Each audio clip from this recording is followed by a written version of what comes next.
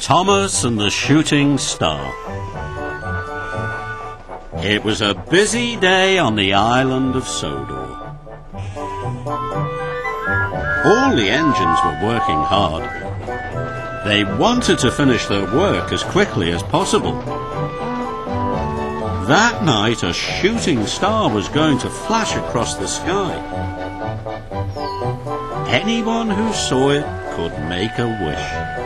None of the engines had ever seen a shooting star before. As the sun started to set, the engines were watching the darkening sky. They were thinking about their wishes.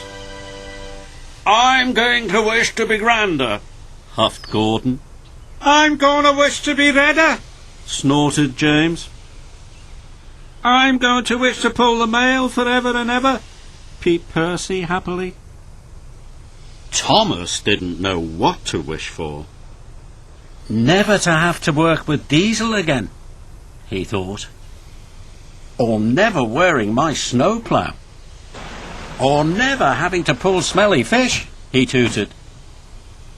The Fat Controller arrived with some engineers. "The power station has broken down. There are no lights on the island," he boomed. "Thomas, you must take the engineers to repair it straight away.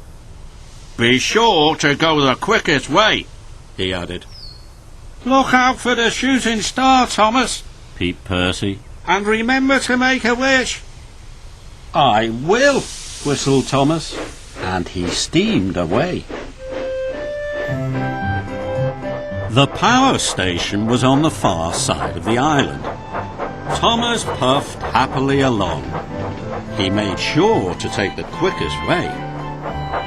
But then he came to a long, dark tunnel. "If I go through the tunnel, I won't be able to see the sky.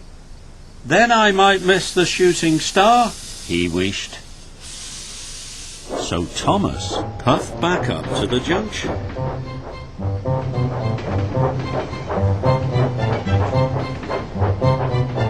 And he took a different route. "This isn't the fastest way," he chuffed.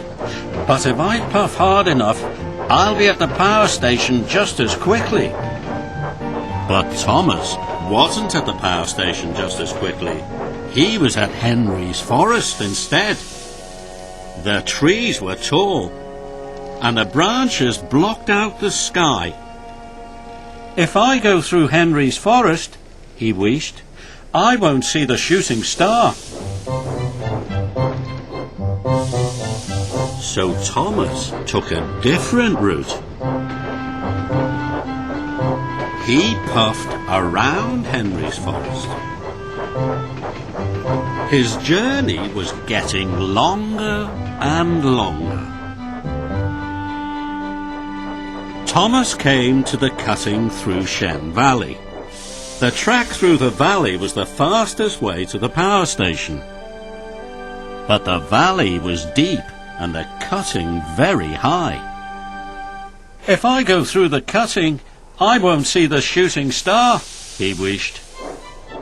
So Thomas backed up and went another way.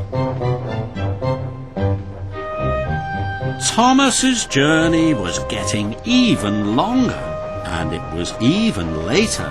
And with no electricity on the island, Sodor was darker than ever.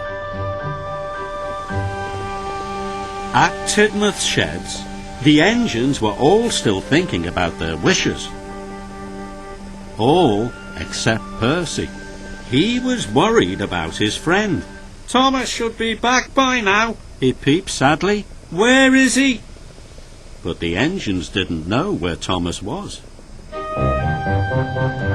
And neither did Thomas.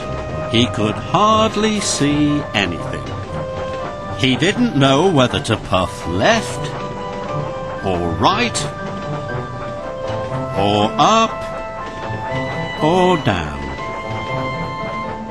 Now he wasn't thinking about the shooting star. He was thinking about the power station. "If I had taken the quickest way, the lights would be fixed by now," cried Thomas, "and I wouldn't be lost." Cinders and ashes. I wish I could see. Suddenly, something flashed across the night sky. It was the shooting star.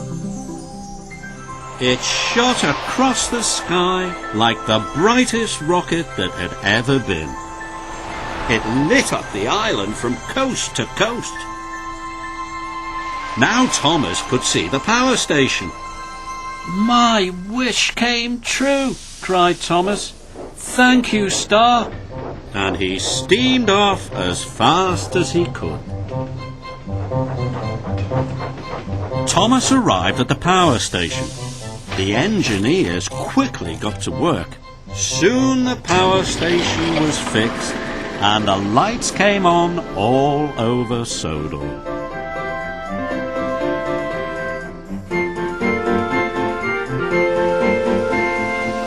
Thomas puffed happily home. He passed through brightly lit stations.